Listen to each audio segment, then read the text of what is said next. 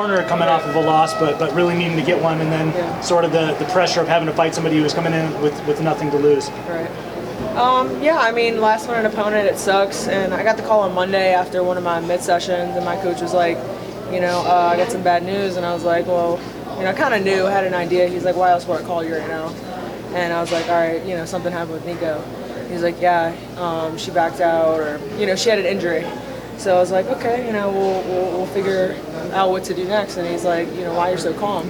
It's because, I'll put in like a really hard camp, and I feel like I've really filled in the gaps, or I'm starting to fill in the gaps of things that I've been missing and lacking in my game. And, no matter who they put in front of me, I just wanted to be able to showcase what I've been working on. Was she tougher out there than you thought she was going to be? Obviously, it's a little bit lopsided from a scorecard perspective, but she seemed to be sticking with you in the first half. Tough as nails, man. And we had an idea that she was going to come out strong. She was going to be tough. There had to be some sort of confidence taking a short notice fight against someone who's had a full camp.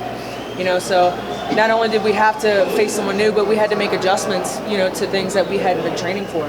So and one of them was her being a little bit bigger than Nico and stronger, and I wouldn't take any of that back because I keep learning as I fight. Were the knees a big part of the game plan, and was that part of the game plan all along? Would that have been part of the game plan for Nico, or was that? Knees are always a part of the game plan. Yeah, it doesn't matter who it is. Knees have always been, my forte. So they seemed on point, obviously. Yeah, I mean, I was getting a runner at the chin, and I could hear things like, kind of clacking together, and she was just like, but she kept going. Very impressive. So.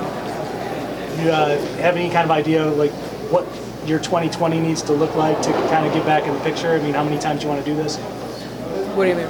How many times do you want to get back in there this year? I mean, how fast do you want to do it? I would love to fight as much as I can. It's experience, and every single camp I get better. So if I can get 2 camps in a year, 3 camps in a year, 4, 5, 6, I'll fight as many times as I can. I mean, I'm healthy.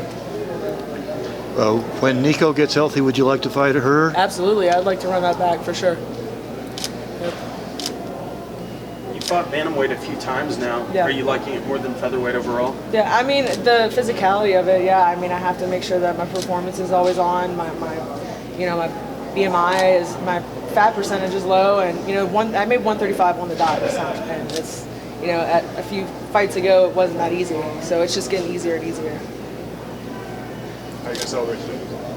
How am I going to celebrate? To go back and train harder and get better? No, I'm going to hang out with my family. They're in from New Orleans, and, really, it was a good win. It's three good rounds, and just try to be positive about it. Really wanted to finish, but can't always get what you ask for, so.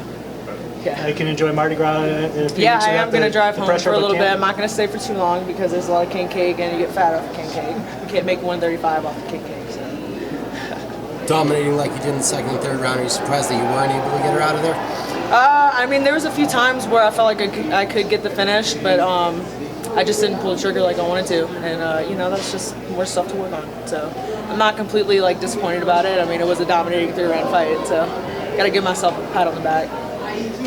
What did you like about tonight? What did you feel you did differently? I think I transitioned a lot better, and I didn't stay in the same position for too long, except on the ground, just trying to control. But there's a few things that I've been working on this camp that I was able to produce out there in the cage. So. You were able to get back up. Was there any disappointment ending up on your back, even though it was just for a couple seconds? It's going to happen. You're going to get in a bad position, but my coach always says you get in a bad position, you make it a good position. So. Thanks, Macy. Thank you. Thank you. Thank you.